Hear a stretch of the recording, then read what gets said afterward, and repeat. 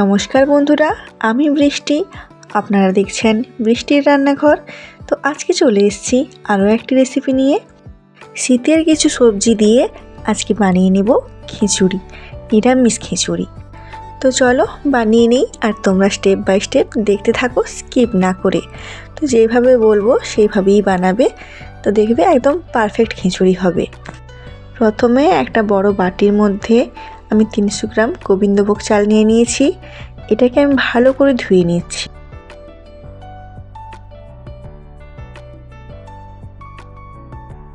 তো প্রথমে একটা ডেকচির মধ্যে আমি গরম জল বসিয়ে দিয়েছি, আর ওই গরম জলের মধ্যে ধোয়া চালগুলো দিয়ে দিলাম। তো আমি এখানে গোবিন্দভোগ চাল নিয়েছি, তোমরা চাইলে যে কোনো রকমের চাল নিতে পারো, তবে চেষ্টা করবে আতপ চাল বা গোবিন্দভোগ চালটাই নেওয়ার, তাহলে কিন্তু খিচুড়ির চালটা খুব তাড়াতাড়ি ফেটে যায়। তো দেখো এখানে একটা কড়াই গরম করে এর মধ্যে আমি 200 গ্রাম মতো ডাল নিয়েছি, আর এই ডালটাকে ভালো করে এখন ভেজে নেব। ভাজা হয়ে যাওয়ার পরে ওই বড় বাটির মধ্যে নিয়ে এটাকে আমি ভালো করে ধুয়ে নেব। আমি এখানে ডালটাকে ধুয়ে নিচ্ছি, তোমরা চাইলে নাও ধুতে পারো, তবে সেই ক্ষেত্রে তোমরা যখন ঘি দিয়ে ভাজবে তখন ডালটাকে ধুবে না, আর নয়তো ডালটাকে আগে থেকে ধুয়ে তারপরে ঘি দিয়ে ভাজবে, তাহলে আর ডালের নোংরাগুলো থাকবে না। এই যে দেখো ডালটাকে ধোয়ার পরে কতটা নোংরা জল বেরিয়েছে।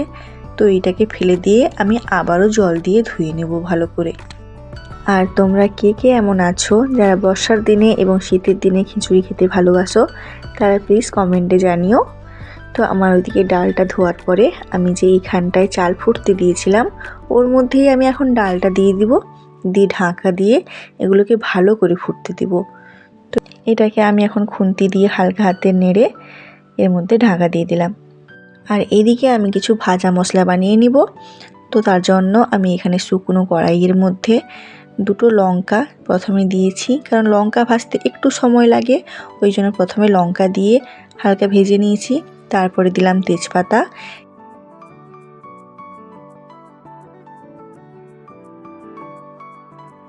লঙ্কাটাকে ভালোভাবে চেপে চেপে ভেজে এর মধ্যে আমি দিলাম অল্প 5 ফোড়ন, এই হাফ চামচের মতো, আর 1 চামচের মতো জিরা, আর হাফ চামচের মতো মৌরি। এগুলোকে ভালো করে ভেজে নেব, আর এর মধ্যে দেব অল্প একটু ধনে। তো এই সমস্ত উপকরণকে একদম লো ফ্লেমে হালকা করে ভেজে নেব, তারপর এটাকে গুঁড়ো করে নেব।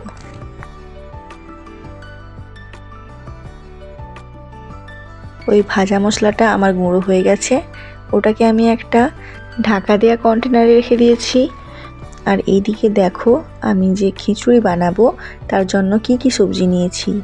বিনস নিয়েছি, মটরশুঁটি নিয়েছি, ফুলকপি নিয়েছি, গাজর নিয়েছি, আর আলু নিয়েছি। এই 5টা উপকরণ দিয়েই আমি বানাবো খিচুড়ি। তো এইদিকে দেখো আমি আলুটাকে আগে থেকেই দিয়ে দিচ্ছি চাল এবং ডালের মধ্যে। তো দিয়ে ভালো করে নেড়ে ওটাকে আমি ঢাকা দিয়ে দিব, এর মধ্যে আলুটা সেদ্ধ হয়ে যাবে। আর এইদিকে কড়াইতে তেল গরম করে আমি সমস্ত সবজিগুলোকে ভালোভাবে ভেজে নেব। তো চলো প্রথমে এর মধ্যে দিয়ে দেবো গাজর, কারণ গাজরটা ভাজতে একটু সময় লাগে। তো এই গাজরটা হালকা ভাজা হয়ে গেলে এর মধ্যে আমি দিয়ে দিব ফুলকপি। আর যখন আমরা এই সবজিগুলো ভাজবো, এই সবজির মধ্যে কিন্তু আমরা লবণ দিব না। আর হলুদ, গাজরে হলুদ না দিলেও চলবে, তবে হলুদ তো লাগবে।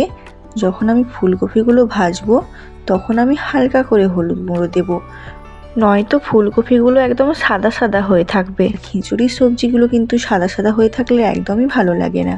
তবে আমি এখানে লবণ ইউজ করব না, কারণ লবণ ইউজ করলে সবজিগুলো একদম গলে যাবে, তারপরে খিচুড়ির মধ্যে দিলে সবজিগুলো আর পাওয়াও যাবে না। তো যাই হোক, এখানে আমি ঢাকা দিয়ে সবজিগুলোকে একটু পরপর দিয়ে দিয়ে ভেজে নেব। এখানে গাজরের পরে ফুলকপি দিয়েছি, ফুলকপির মধ্যে আমি অল্প একটু হলুদ গুঁড়ো দিলাম, দিয়ে এটাকে নেড়ে ছেড়ে এটার মধ্যে আমি এখন বিনসগুলো দিয়ে দেব।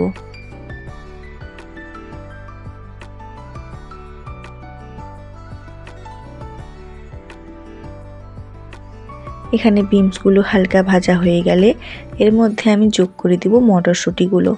তো এখানে আমি সমস্ত সবজি কিন্তু অল্প অল্প করেই নিয়েছি, তোমরা দেখতে পাচ্ছ। আর চাল ডালের পরিমাণ মতোই অবশ্য নিয়েছি, এর থেকে বেশি হয়ে গেলেও কিন্তু খিচুড়িটা একদম ভালো লাগবে না। সবজি বেশি হয়ে গেলে না খিচুড়িটা একটু পানসে পানসে হয়ে যায়। তো এই যে দেখো আমার কিন্তু এখানে সমস্ত সবজিগুলোকে হালকা করে ভেজে নেওয়া হয়ে গেছে।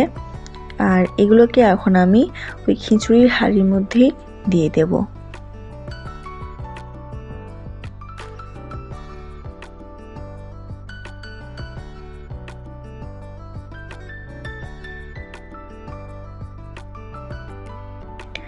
তো এখানে আমি সমস্ত সবজিগুলো অ্যাড করে এটাকে আমি এখন ভালো করে নাড়িয়ে নেব।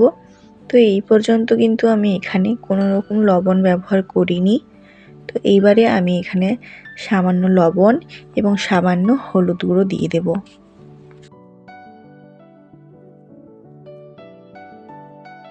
লবণ হলুদ দিয়ে খিচুড়িটাকে আমি একটু ভালো করে মিশিয়ে নিলাম। তাছাড়াও খিচুড়িকে ভালো করে অনবরত নাড়াতে হয়, না নাড়ালে নিচে বসে যাওয়ার সম্ভাবনা থাকে। আর নিচে বসে গেলে খিচুড়ির স্মেলটা কিন্তু একদম খারাপ হয়ে যায়। তো এখানে ঢাকা দিয়ে আমি খিচুড়িটা ফুটতে দিলাম। আর এদিকে দেখো আমি এর জন্য কিছু মশলা নিয়েছি।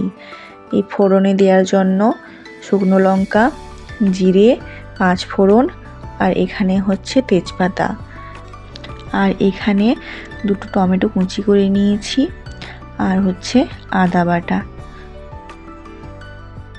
আর লাগছে আমার সামান্য ঘি এবং সামান্য চিনি।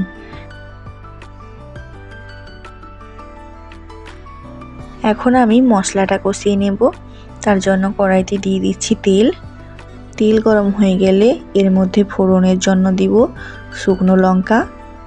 শুকনো লঙ্কা হালকা ভাজা হয়ে গেলে এর মধ্যে আমি দিয়ে দিব তেজপাতা, আর তারপরে দেব জিরা, এবং তারপরে দেব 5 ফোড়ন।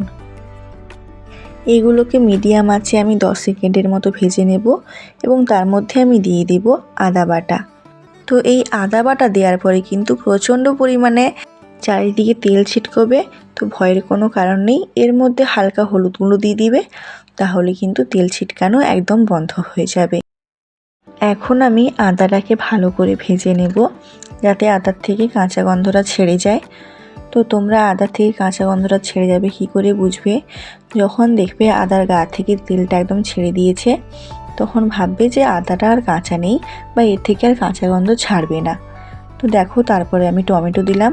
এই টমেটোটাকে হালকা ভেজে আমি এর মধ্যে অল্প একটু লবণ দেব, যাতে করে টমেটোগুলো একদম গলে যায়।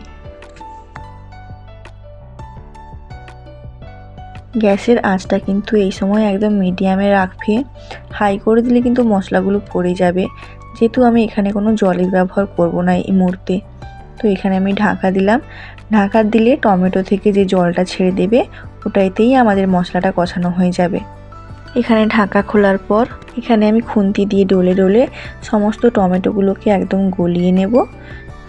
তো এই যে দেখো একদম টমেটোগুলো নরম হয়ে মশলার সাথে মিশে গেছে, আর এখানে আমার মশলাটা কষানোও হয়ে গেছে। এতে কিন্তু আমি একটুও জল দিইনি। আর তোমরা কিন্তু আঁচটাকে একদম মিডিয়ামে রাখবে। গ্যাসের আঁচ যদি তোমরা বাড়িয়ে দাও, তাহলে কিন্তু মশলাটা কষানোর আগেই মশলাটা পুড়ে যাবে। তো যাই হোক, আমি হাঁড়িটাকে এই ওভেনে নিয়ে এসে এর মধ্যে মশলাটা ঢেলে দিব।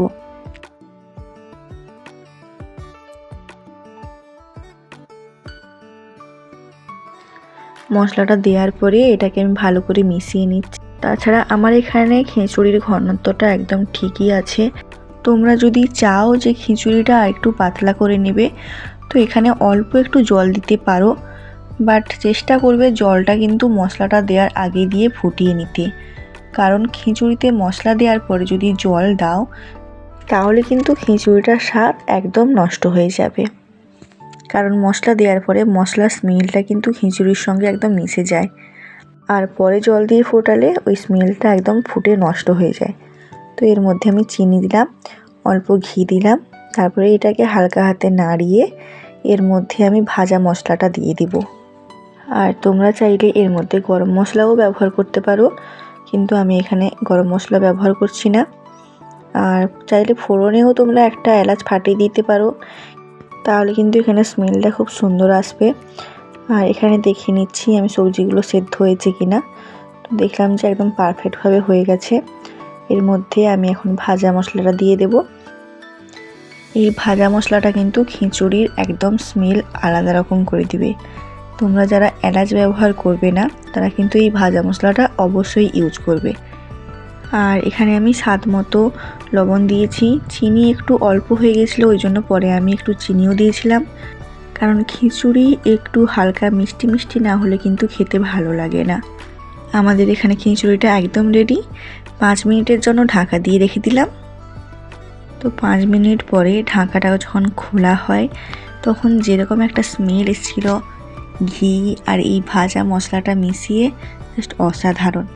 তো দেখো, তারপরে তোমরা এটা বেগুন ভাজা বা বেগুনি কিংবা পাঁপড় ভাজা, বা তোমরা যদি আমিষ খাও তাহলে ইলিশ মাছ ভাজা কিংবা ডিম ভাজা এগুলোর সঙ্গে পরিবেশন করবে, তাহলে কিন্তু অসাধারণ খেতে লাগবে।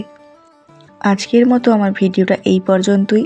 ভালো লেগে থাকলে লাইক, কমেন্ট, শেয়ার আর একটা সাবস্ক্রাইব করে দিও প্লিজ। আজকের মতো টাটা, সবাই সুস্থ থেকো, ভালো থেকো। দেখা হচ্ছে আরেকটি রেসিপি নিয়ে।